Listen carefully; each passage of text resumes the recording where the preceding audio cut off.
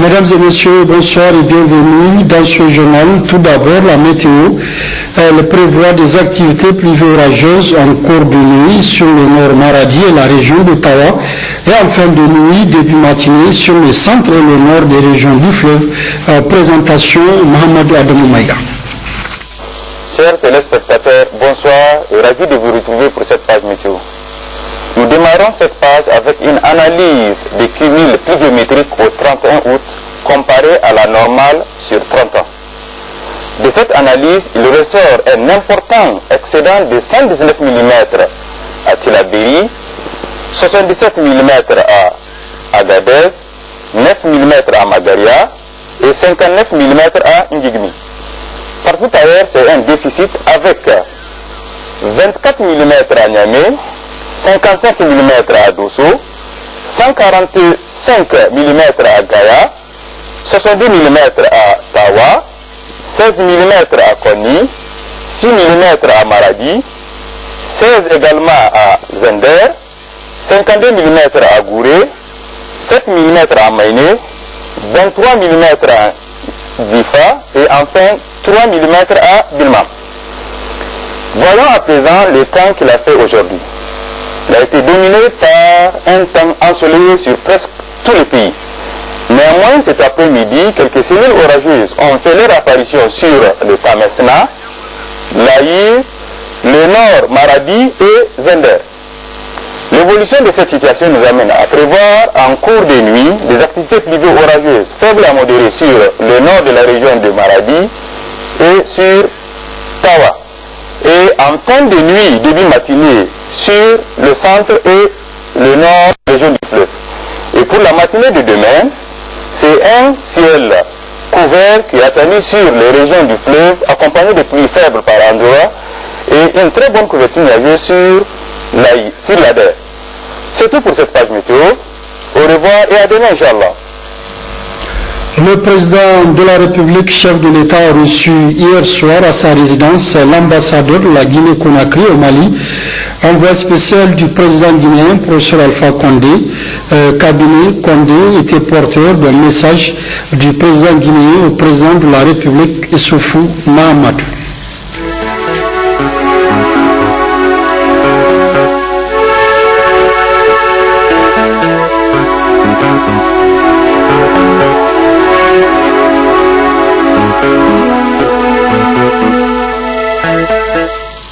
Le Premier ministre Brigitte Raffini a effectué une visite de 48 heures de la région de Dosso, précisément dans le département du Gaya, où à son arrivée hier, il a reçu un accueil chaleureux de la part de la population sortie massivement. Abela d'abord, c'est un détachement de la garde nationale de Gaïa qui avait rendu les honneurs militaires au premier ministre chef du gouvernement, son excellence Brigitte Raffini, avant d'être salué par les autorités administratives, coutumières, cadres régionaux et départementaux de Dosso et Gaïa, notamment le gouverneur de Dosso Abdoulaye Issa, le président du conseil régional de Dosso Hou Moukela, puis le préfet de Gaïa Bagui Yakouba. À Albarkazi, dans la commune rurale de Tanda, les populations riveraines de 13 villages touchés par les inondations sont sorties pour souhaiter la bienvenue au Premier ministre qui accompagne pour la circonstance le ministre d'État, ministre de l'Agriculture Médager Alambey, le ministre de charge de l'équipement Ibrahim Nono. À Gaya, le Premier ministre a effectué une série de visites. Brigitte Raffini est allé constater l'ampleur des dégâts causés par les inondations dans plusieurs villages du département. Il a aussi visité différents sites de mise en œuvre de l'initiative 3N et apprécié le niveau d'avancement des travaux de construction de certaines infrastructures routières, notamment le chemin de fer. Compte rendu à Château-Moukela et Tahirou Hassan. Trois grandes étapes ont articulé cette série de visites effectuées par le Premier ministre de la région de Dosso, plus précisément à Gaya, Dossoville et Birningaouri. Suite donc aux fortes pluies enregistrées, 3 communes ont été touchées par les inondations, dont environ 31 000 victimes dans 38 villages, 941 maisons effondrées et 111 têtes d'animaux emportées. À cela s'ajoutent plusieurs hectares de périmètres irrigués engloutis par un bras du fleuve. Au cours de cette première étape de sa visite dans le village d'Albarkaïsé, département de Gaïa, le Premier ministre, accompagné par le ministre de l'Agriculture, celui de l'équipement, le haut-commissaire à l'initiative 3N et la représentante de la cellule humanitaire, est allé constater de visu l'ampleur des dégâts et témoigner la compassion du président de la République et du gouvernement tout entier aux victimes. Nous savons qu'à ce niveau, il y a 3 communes, Gaïa, Tunuga et Tanda, qui ont été touchés sévèrement par ces inondations. Et nous avons apporté notre message de solidarité à ces populations. Heureusement, on ne déplore aucune perte en vie humaine, mais les dégâts matériels sont énormes parce que nous avons plus de 30 000 personnes touchées qui ont été victimes de ces inondations, qui ont donc fait beaucoup de pertes, aussi bien leur habitat, leurs provisions, les champs. Nous avons, rien qu'à Tanda que nous avons visité, notamment Albarkaïsé et les villages insulaires qui sont à côté d'Albarkaïsé, nous avons plus de 1700 hectares sous l'eau, aussi bien du riz que des autres spéculations. Donc là, nous avons apporté notre soutien et notre solidarité aux populations au nom du président de la République et du gouvernement. C'est dire aussi que de ce point de vue, le gouvernement est en train de faire beaucoup d'efforts pour organiser la résilience des populations et c'est ainsi que nous avons un grand projet qui s'attelle à la prévention des risques de catastrophes, à une meilleure maîtrise de ces phénomènes d'inondation. Et là, des dispositions sont prises pour que, au niveau de ces aménagements le long du fleuve, dans la région de Gaïa en particulier, des dispositions sont en train d'être prises pour protéger de manière durable les aires de culture et en particulier la culture du riz. Et donc en termes de digues, en termes d'aménagement, beaucoup d'efforts sont prévus, aussi bien au niveau de l'état de ces fonds propres qu'au niveau de ce projet de risque de catastrophe qui est en place depuis un certain temps. D'ores et déjà, l'assistance humanitaire est amorcée dans ce cadre avec la réception par le Premier ministre d'un don de 1000 sacs de céréales offert par la société Sakba TP, entreprise en charge de la construction du tronçon Bela-Gaïa frontière du Bénin. Une aide réceptionnée au profit des villages inondés, remise des ouvrages. Nous devons mettre ce don-là pour la population sinistrée qui fait partie désormais de notre zone. C'est un geste très louable pour madame. En tout cas, nous vous en remercions infiniment. Au nom de ces populations qui le méritent vraiment, c'est un geste très noble et très encourageant. Les sites de mise en œuvre de l'initiative 3N ont constitué la seconde étape de la visite.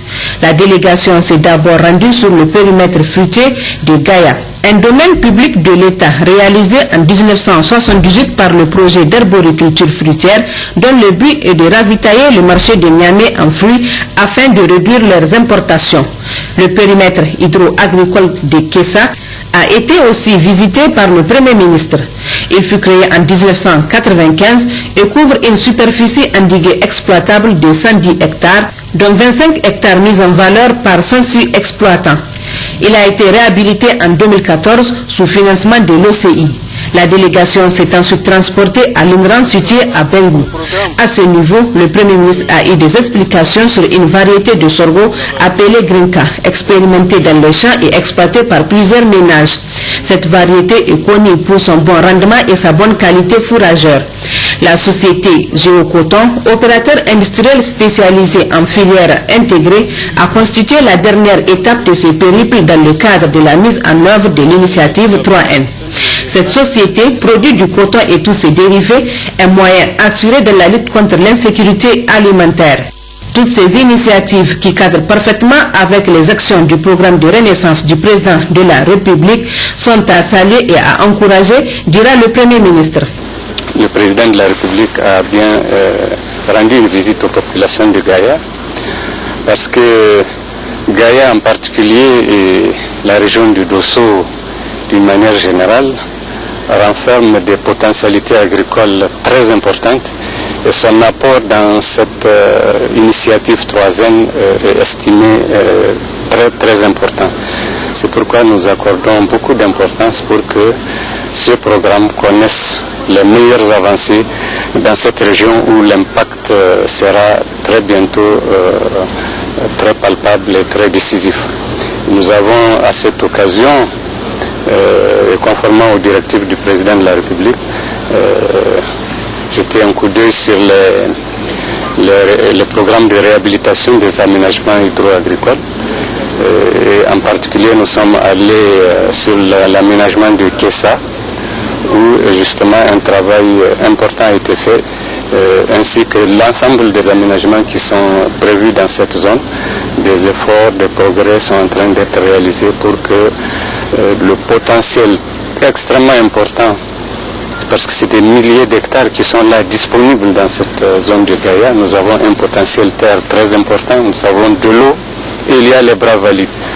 Donc de ce point de vue, toutes les conditions sont réunies pour avoir une production importante, une production notamment du riz qui va certainement nous amener un jour à nous priver quelque peu de ces importations massives de riz. Et je pense que Gaïa sera bientôt au rendez-vous pour réduire conséquemment nos importations en matière de riz. Non seulement le riz en aménagement, mais aussi le riz en aménagement qui est très important dans cette zone où les populations ont l'habitude justement de pratiquer cette culture. Nous avons dans le même élan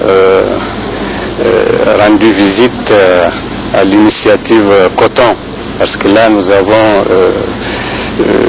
une société qui s'appelle Géocoton qui est installée là, ça fait déjà 1 an pratiquement.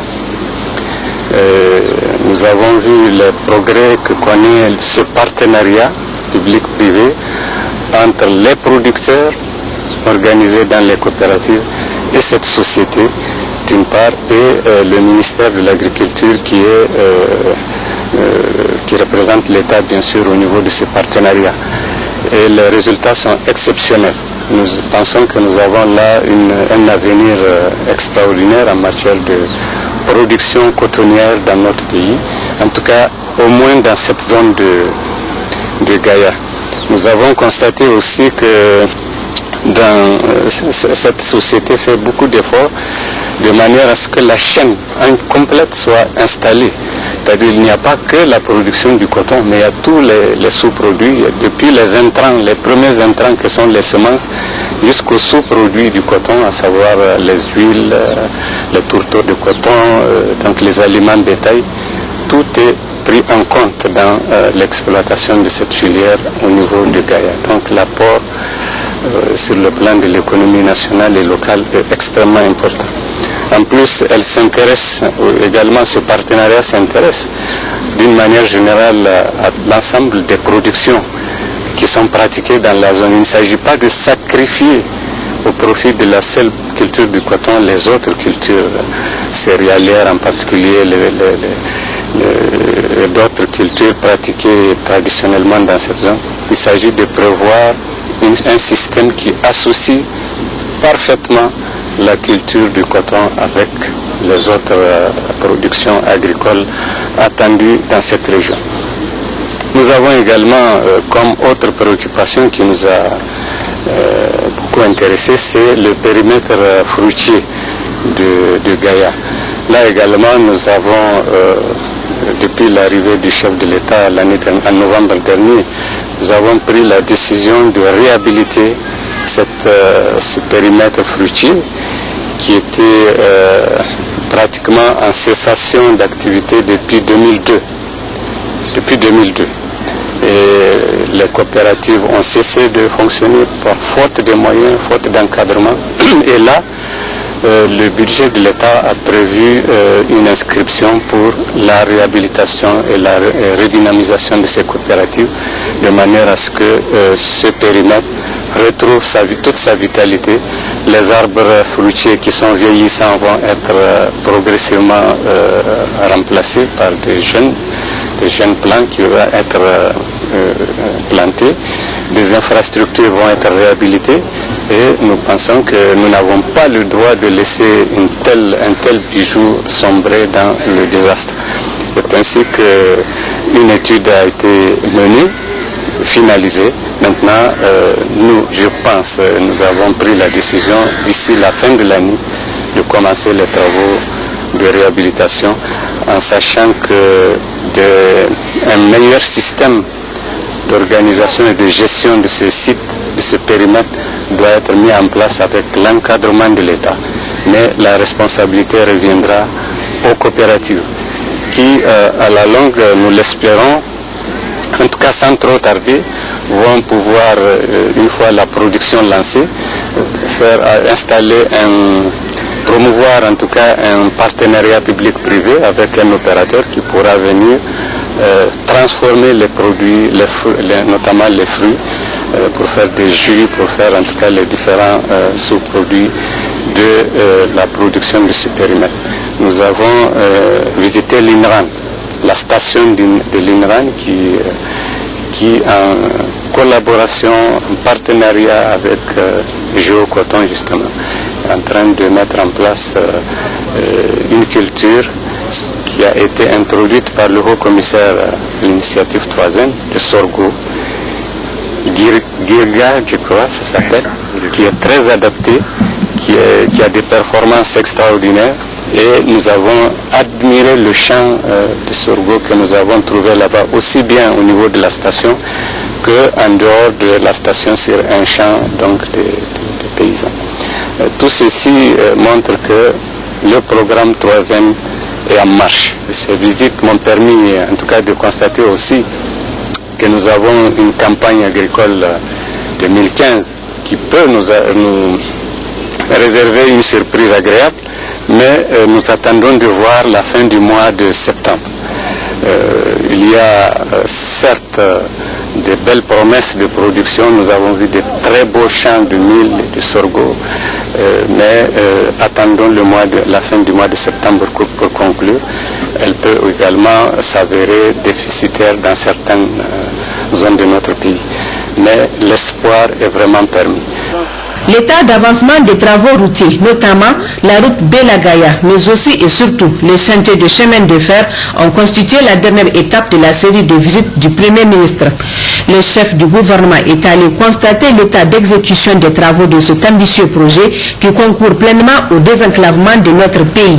C'est ainsi qu'il s'est arrêté à Birningaouri, au village de Kodo, où il a trouvé des ingénieurs et ouvriers nigériens et étrangers qui travaillent d'arrache-pied pour livrer l'ouvrage dans un bref délai.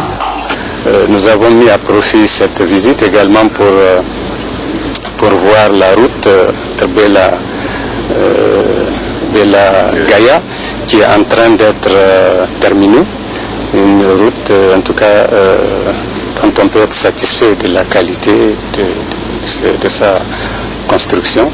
Nous avons également rendu visite à ce grand projet de chemin de fer qui me fait dire que enfin le Niger est rentré de manière irréversible dans la catégorie des pays viables qui sont en train de se construire. Et là, ce projet que je viens de visiter à l'instant me réconforte, il me rend fier en tout cas de voir qu'enfin notre pays est engagé résolument, définitivement dans la voie de sa construction, dans la voie de son désenclavement, parce que je vous le rappelle, tout ceci est fait dans une vision d'intégration régionale. Ce segment que nous voyons ici entre dans le cadre d'une boucle ferroviaire qui va nous relier à l'océan, à la mer, depuis Abidjan en passant par Ouaga, Niamey, Barakou, Cotonou. Donc vous voyez que ça intéresse beaucoup de pays dans la sous-région et ça nous donne des débouchés sur la mer qui sont indispensables pour notre économie et pour nos populations. Donc ce chemin de fer est vital pour nous, quoi qu'on dise. Quoi qu'on dise, je crois que les jalons sont définitivement posés. Il faut que les supputations cessent Nous avons un projet irréversible qui est là, vous avez vu vous-même la qualité du travail. Les Nigériens sont en train de maîtriser la technologie. Et même cela est un avantage insoupçonné pour savoir qu'aujourd'hui, le Niger est en tout cas ouvert sur le reste du monde. Sur le plan routier également, vous avez vu que toutes ces routes nous amènent vers, non pas à rester à l'intérieur du Niger, mais des ouvertures sur le reste de nos voisins. En particulier, vous avez, dans le cadre du G5, nous envisageons donc de prolonger notre route sur la frontière malienne qui va continuer jusqu'à Kidal. Et de l'autre côté, au sud, nous relier au Nigeria. Donc vous voyez cet axe. Il y a cet axe du sud, disons, qui fait est-ouest, depuis la frontière malienne vers Ayuru jusqu'à la frontière du Tchad, avec la route qui est en train d'être achevée, disons, construite entre Difa et Guigimi et la frontière tchadienne. Ça permet d'avoir un axe qui nous relie aussi bien au Mali qu'au Tchad, donc en Afrique centrale. Et il y a la route du pétrole qui est envisagée, il y a un certain nombre d'axes qui vont faire du Niger désormais non pas un pays enclavé, mais un pays où débouchent beaucoup d'axes routiers et plus le chemin de fer, et sans compter l'ouverture du ciel qui est en pleine, qui est en exécution. Donc c'est pour dire qu'il y a un nouvel environnement qui s'installe et qui permet de dire que nous sommes en pleine viabilisation de notre pays. Il faut que les Nigériens prennent conscience et qu'ils y contribuent de tout cœur. Brigitte Raffini a à cet effet remercié et félicité l'entreprise qui a consenti des sacrifices en investissant ses propres fonds pour réaliser cette infrastructure vitale pour le Niger et qui mérite tout l'accompagnement du gouvernement.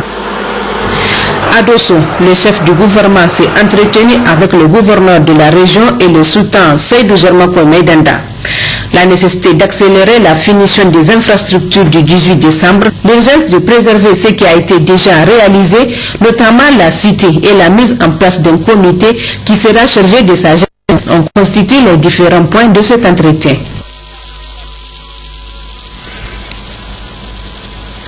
Le ministre de l'Intérieur, de la Sécurité publique, de la décentralisation et des affaires coutumières et religieuses, Massaoudou Hassoumi, était ce matin l'invité Afrique de la radio France Internationale RFI.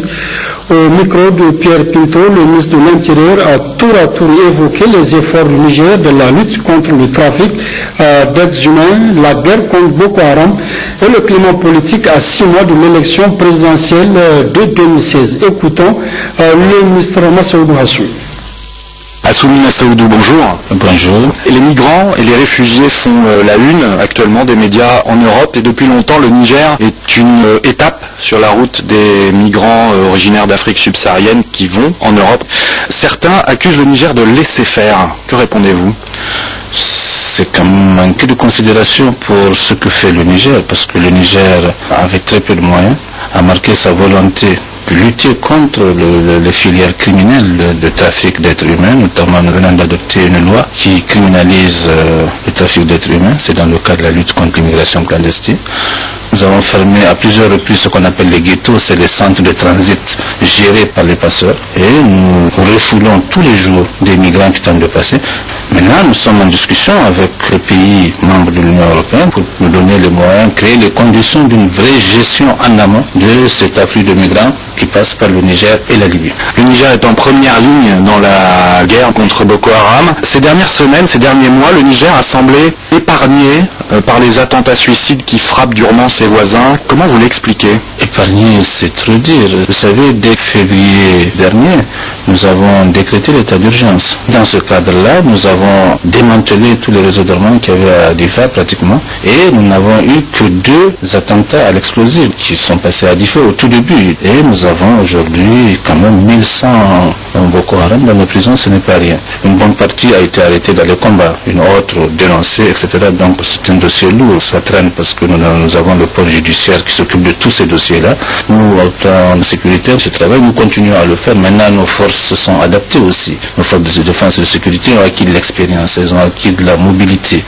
Donc au lieu d'attendre qu'elles nous attaquent, c'est nos forces qui les traquent. Ce qui fait qu'ils n'ont pas de répit, ils n'ont pas la possibilité, la liberté de manœuvre qu'ils avaient avant, aujourd'hui ils n'ont plus dans notre pays. Est-ce que le Niger peut faire face aux défis humanitaires que représente cette guerre contre Boko Haram et les dizaines de milliers de déplacés, de réfugiés que cela provoque? Ces 150 000 réfugiés aujourd'hui rapatriés, surtout dans la région d'Ifa, le sont dans un contexte déjà affaibli. Vous savez que l'année passée, nous avons une sécheresse, nous avons une crise alimentaire dans cette région-là. Ça fait un peu trop. Et les premières contributrices à la gestion de la crise humanitaire, c'est les populations d'Ifa elles-mêmes d'abord. Les premières à subir ça et à accueillir ces réfugiés. Ensuite, l'État nigérien a investi 35 milliards. C'est beaucoup pour nous. Et enfin, nous avons mobilisé les organisations humanitaires, les organisations du système des Nations Unies pour venir en appui à cet effort-là. Vu l'immensité des besoins, il va de ça que c'est insuffisant. Mais nous faisons tout ce que nous pouvons faire. Regardez, comparé aux 200 000 que l'Europe refuse d'accueillir, nous les avons déjà dans une petite région très pauvre. C'est ça l'élément de comparaison. Est-ce que la communauté internationale s'implique suffisamment dans cette guerre contre Boko Haram, à votre avis? Pour être franc, non. Nous sentons très seuls le Niger, le Nigeria, le Cameroun et le Tchad. S'il y avait un engagement équivalent à l'engagement de la communauté internationale dans la lutte contre le terrorisme dans la zone sahélo-saharienne par rapport à Boko Haram, évidemment on en aurait fini depuis très longtemps. Certains au Niger dénoncent une dérive sécuritaire au nom de cette lutte contre Boko Haram. Que répondez-vous?